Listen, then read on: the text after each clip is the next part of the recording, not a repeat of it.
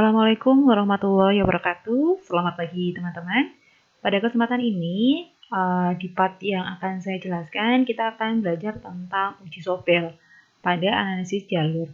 Uji sobel ini saya khususkan untuk contoh kita yang pertama ketika variabel yang kita gunakan hanya terdiri dari satu buah variabel independen, satu buah variabel dependen, dan satu buah variabel intervening. Uji sobel yang sudah dijelaskan di bagian materi itu adalah salah satu uji yang digunakan untuk mengukur kekuatan pengaruh tidak langsung X ke Y melalui M. Pengaruh ini dihitung dengan cara mengalihkan jalur X ke M, kemudian dari M ke Y. Ini adalah rumus yang digunakan. Teman-teman juga bisa mengakses atau menggunakan rumus tersebut dengan membuka link yang ada di saya tuliskan itu, di mana dia nanti akan secara otomatis memberikan jawaban terkait dengan apa yang ingin kita tanyakan. Jadi teman-teman bisa buka di sini, jadi quantity.org sobel.sobelhtm, nanti untuk alamatnya juga akan saya kirimkan di bawah. Kemudian teman-teman bisa masuk di sini. Nah, di sini teman-teman bisa input A apa, B apa, SA berapa, dan SB berapa, kemudian dikalkulit. Kemudian kita bisa mendapatkan tes statistiknya, kemudian standar errornya, kemudian kita dapatkan p-value-nya. Teman-teman juga bisa menggunakan TA dan TB, sama, nanti dia kita kalkulit, kita akan mendapatkan hasil dari sobel test. Jadi rumusnya sama dengan yang ada di bawah. Di sini kita menggunakan rumus yang ada di sini sesuai dengan rumus yang tadi kita jelaskan di depan. Kemudian saya langsung masuk ke contoh saja. Saya akan melakukan suatu penelitian. Penelitian saya ingin mengetahui pengaruh kompensasi terhadap kinerja karyawan dengan kepuasan kerja sebagai variabel intervening. Dari ini di sini, dari judul di sini, berarti kita tahu bahwa kompensasi sebagai variabel, ya betul, kompensasi sebagai variabel independen, kinerja karyawan sebagai variabel, betul, dependen, kemudian yang terakhir kepuasan kerja sebagai variabel mediasi atau intervening, atau yang biasa kita sebut nanti adalah sebagai variabel Z. Nah, kemudian setelah teman-teman menemukan masalah di dalam penelitiannya, kemudian membuat angket, teman-teman sudah angketnya disebarkan untuk mendapatkan validitas dan reliabilitas dari instrumen. Kemudian teman-teman bisa membagikan kuesioner teman-teman untuk bisa mendapatkan hasil dari datanya. Nah, data tersebut nanti yang akan kita analisis. Sebelum teman-teman menganalisis datanya, teman-teman harus memastikan bahwa hubungan yang ada di dalam penelitian yang teman-teman bangun itu sesuai dengan teori. Jadi yang pertama, teman-teman harus membuat model regresinya dulu. Yang pertama adalah Z itu maksudnya X, Y dipengaruhi oleh X dan Z. Kemudian yang kedua, Z dipengaruhi oleh X1. Jadi ini ada dua model yang harus kita gunakan. Yang ketiga tidak harus kita gunakan. Kemudian setelah teman-teman membuat model regresinya, teman-teman diminta untuk membuat model struktur jalurnya. Model struktur jalur ini yang ada di sebelah sini, ini harus didasarkan pada teori. Jadi teman-teman tidak boleh asal kasarannya asal nyomot variabel untuk dijadikan intervening atau dijadikan mediasi. Karena kalau memang secara teori dia tidak ada, maka akan membuat kita kesulitan. Ini kenapa kok tiba-tiba Z dijadikan sebagai intervening, padahal secara teori Z itu juga bukan suatu variabel intervening seperti itu. Nah, di sini yang mungkin sedikit berbeda dengan yang biasa kita tuliskan. Di model yang pertama, Y dipengaruhi oleh X dan dipengaruhi oleh Z. Di mana besarnya koefisien itu adalah B2, dan maaf nanti di sini kayaknya harusnya B1. Ini B1. Nah, berhubung Y dia dipanah oleh Z dan dipanah oleh X, maka Y ini dia memiliki error. Jadi error yang memanah ke dalam dirinya sendiri, yaitu error pertama. Bagaimana dengan X? X dia tidak punya panah di sebelah sini, dia kan tidak ada panahnya. maka dia tidak punya error. Kemudian Z di model yang kedua, Z ini dipengaruhi oleh X, di mana besarnya koefisien itu adalah A1. Karena Z di sini ada panahnya seperti ini, maka dia juga punya error yang kedua, yang kita sebut nanti error 2. Error 1 sama error 2 berbeda karena model yang kita buat juga berbeda, sehingga nanti hasil errornya pun juga akan berbeda. Nah, setelah teman-teman membuat kerangka berpikir, biasanya kalau di proposal atau di skripsi, ini masuk di bab 2, setelah kerangka berpikir teman-teman buat, teman-teman juga sudah mendapatkan data, maka teman-teman bisa langsung melakukan analisis. Tahapan analisis yang bisa teman-teman lakukan ketika data penelitian sudah terkumpulkan adalah yang pertama, teman-teman harus melakukan pengujian asumsi klasik. Pengujian asumsi klasik ini meliputi uji normalitas, heteroskedastisitas, autokorelasi, dan multikolinearitas. Berlaku untuk model yang pertama dan model kedua. Jadi dua-duanya harus dilakukan pengujian asumsi klasik. Setelah itu kita masuk di uji hipotesis. Nah, uji hipotesis ini kita gunakan sesuai dengan rumusan masalah atau tujuan dari penelitian kita.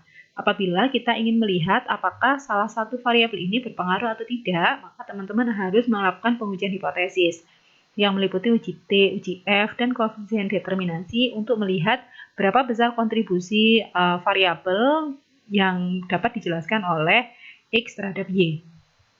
Begitu juga dengan model yang kedua, sama juga dia akan melakukan pengujian hipotesis. Dan yang terakhir, untuk mengetahui apakah intervening kita atau variabel intervening kita, variabel mediasi kita ini signifikan atau tidak, maka kita akan menggunakan uji Sobel. Lanjut. Nah, uji Sobel ini seperti yang sudah dijelaskan bahwa dia menggunakan perkalian dari koefisiennya, kemudian dibagi dengan akar dari standar errornya. Atau bisa juga menggunakan nilai dari T. Jadi teman-teman nanti harus mencari ini dan mencari ini. Jadi teman-teman yang penting adalah tahu mana sih A1, mana sih B2, kemudian SA1, SAB, SA1, SB2, kemudian TA1, TB2. Jadi posisinya di mana? Nanti kalau teman-teman sudah bisa menentukan, insya Allah kalaupun teman-teman kesulitan di dalam menghitung dengan menggunakan manual seperti ini, teman-teman bisa mengalihkannya dengan menggunakan software HTML yang tadi. Nah, di dalam uji Sobel ini, apabila nilai Z hitung yang kita peroleh lebih besar dari 1,96, maka kita katakan bahwa pengaruh intervening atau mediasi yang kita miliki ini dia signifikan. Saya lanjutkan. Nah, kita tadi punya dua model. Model yang pertama adalah Y, topi, sama dengan D1 plus B1X plus B2Z. Kemudian model yang kedua adalah Z sama dengan D2 plus A1X. Kemudian kita bisa melakukan regresi untuk mendapatkan hasil koefisiennya. Regresi yang kita gunakan adalah regresi linier berganda. Ini untuk model yang pertama, Y, kinerja karyawan, variabel X-nya adalah kepuasan kerja dan kompensasi. Jadi kompensasi sebagai X, kepuasan kerja sebagai Z. Kemudian, mohon maaf, salah. Nah, kemudian yang kedua adalah model 2, di mana variabel dependennya adalah kepuasan kerja, dengan variabel independennya adalah kompensasi.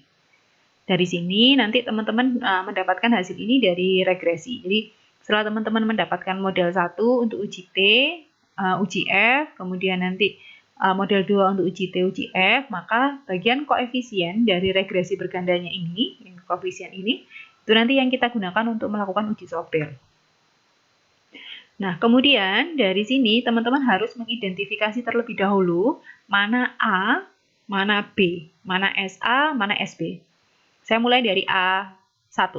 A1 itu adalah koefisien dari unstandardized koefisien dari variabel X ke Z. Jadi di sini. Kemudian di sebelahnya koefisien di unstandardized koefisien itu dia ada standard error.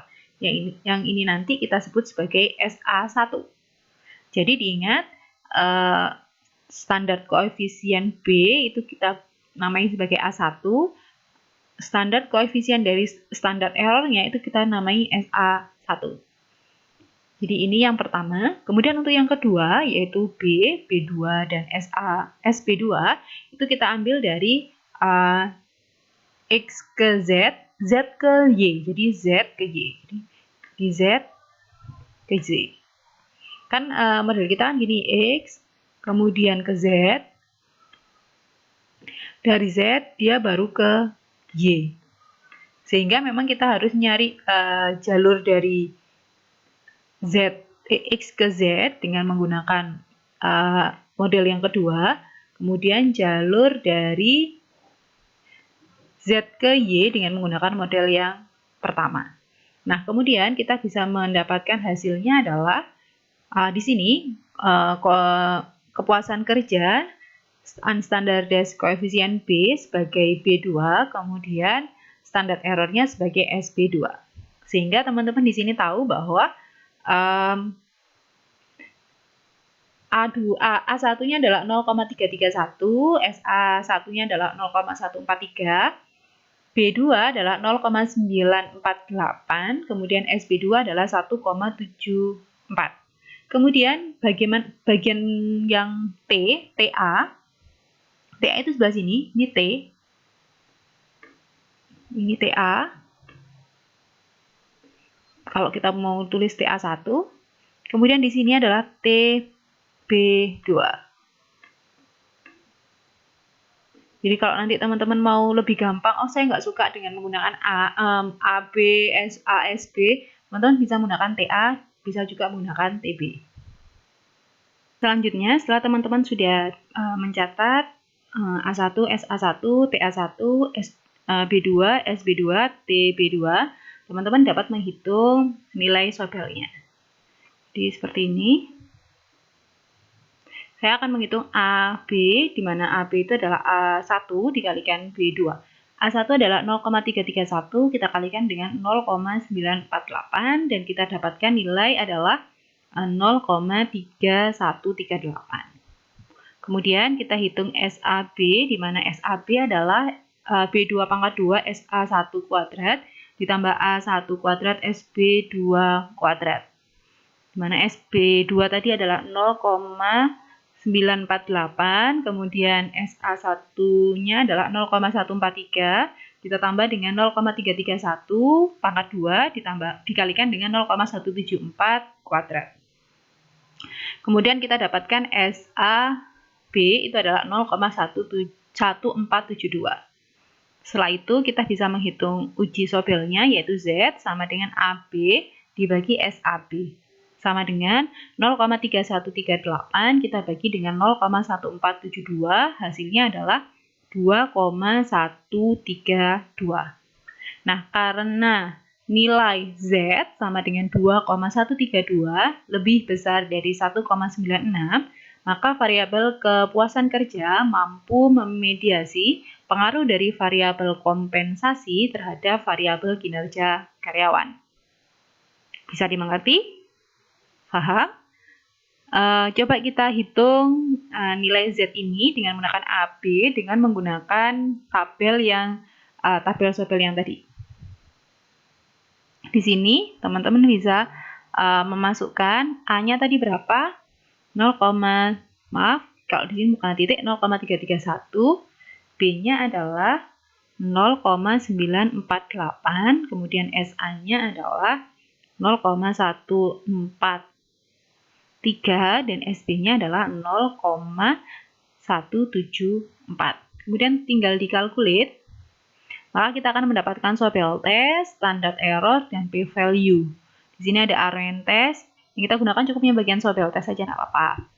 Nah, di sini juga ada tes statistik, ada p-value. Teman-teman boleh menggunakan salah satu dari dua hal ini. Kalau tes statistik, teman-teman bandingkan dengan 1,96.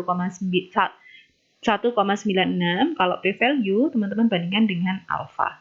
Apakah hasilnya kita dapatkan sama? Di sini dapatnya adalah 2,130, milik kita tadi adalah 2,132. Jadi sedikit perbedaan pasti terjadi ketika pembulatan yang kita gunakan berbeda. Bisa ya? Jadi kalau teman-teman susah dalam menghitungnya dengan menggunakan rumus ini, teman-teman langsung pakai yang tadi aja, di web, terus kemudian teman-teman masukkan, hasilnya akan sama.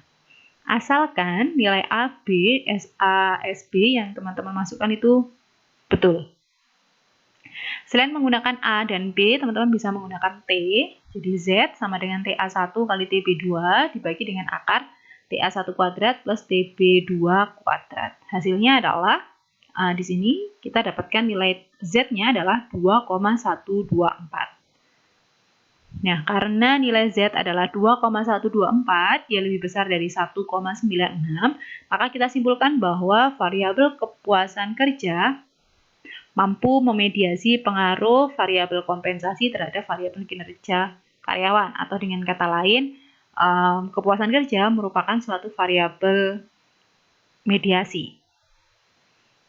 Coba kalau kita gunakan yang tadi, rumus yang tadi, dengan menggunakan T, kita inputkan T-nya, yang TA adalah 2,306, TB-nya adalah 5,451.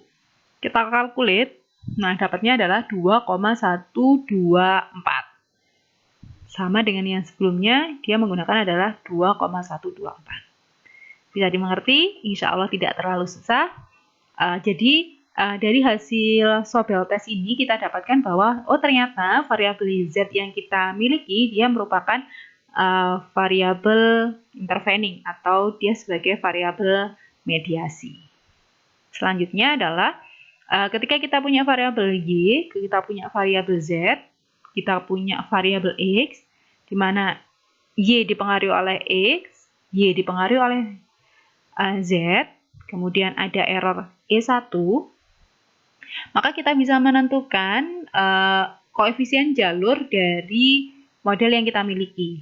Berbeda dengan yang sebelumnya, di mana dia menggunakan adalah yang di sebelah sini, unstandardized coefficient yang biasa kita gunakan. Untuk jalur, kita akan menggunakan standardized coefficient bagian beta. Sehingga X ke Y, jadi pengaruh X ke Y, koefisiennya adalah 0,427. Jadi teman-teman lihat bagian sini. Kemudian untuk Z ke Y, teman-teman lihat bagian bawah itu adalah 0,577. Nah, berapa besarnya error? Error itu dihitung dari standar R square yang kita miliki. Jadi standar error ini dia diperoleh dari akar 1 min R square-nya. Jadi 1 dikurangi 0,702 kita akar, itu nanti kita akan mendapatkan errornya. Jadi error yang pertama. Bisa difahami? Kemudian kita masuk di model yang kedua, yaitu X ke Z. X ke Z ini karena Z dipanah oleh X, maka di Z sini dia ada error yang kedua. Berapa besarnya nanti akan kita lihat berdasarkan hasil yang kita peroleh dari SPSS. Nah, untuk X ke Z, dia memiliki jalur di sini, standar koefisiennya adalah 0,377. Maka X ke Z, dia nanti adalah 0,377. Berapa untuk E2? Error 2 kita lihat dari R square yang diperoleh, sehingga dia dapatnya adalah 1 akar dari 1 min 0,142. Dapatnya adalah 0,858. Itu adalah errornya. Sampai di sini ada yang masih bingung atau kok banyak sekali materinya? Tidak apa-apa, kita pelajari sedikit demi sedikit biar nanti minimal kita paham apa yang akan kita kerjakan. Kemudian lanjut, setelah kita membuat analisis jalur seperti ini, kita bisa membuat tabel dekomposisi jalur. Ini tabel dekomposisi jalur, di mana kita bisa menghitung pengaruh langsung dan pengaruh tidak langsungnya melalui Z. X ke Y, koefisien jalurnya adalah nih 0,427, maka kita tuliskan di sini. Kemudian Z ke Y, koefisien jalurnya adalah 0,577. Kita tuliskan di sebelah sini. Kemudian X ke Z adalah 0,377. Kita tuliskan di sebelah sini. Error 1, dia koefisien jalurnya adalah 0,546, tulis di sebelah sini. E2 adalah 0,858, kita tuliskan di sebelah sini.